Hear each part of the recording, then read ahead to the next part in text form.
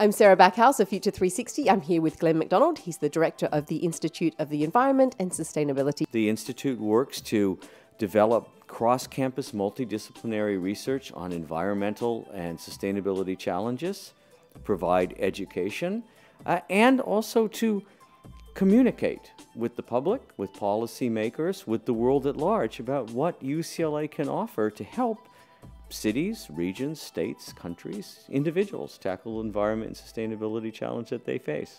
Well, it's certainly a challenge. It's in multidisciplinary.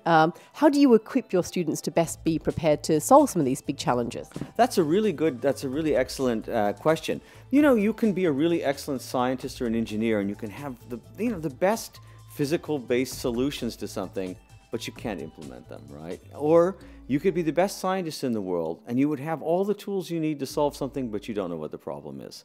We really try to work at the interface between training our students to be the best scientists, the best economists, the best thinkers, but giving them exposure and experience in the real world. So all of our undergraduate students, in their final year, they have to do what's called a practicum. They work in a team of 6 students with a firm, a government agency, a non-governmental organization, more or less as consultants, working on a real-life problem that their client has.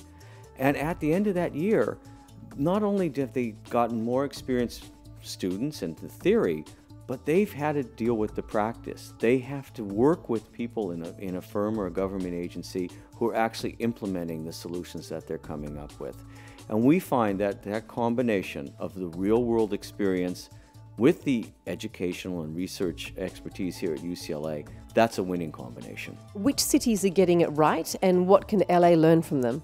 No, that's an excellent question. You have cities like Toronto, which have been at the forefront in terms of having a very enlightened transportation system, in looking at their portfolio for energy and having a sustainable city, a green, clean city.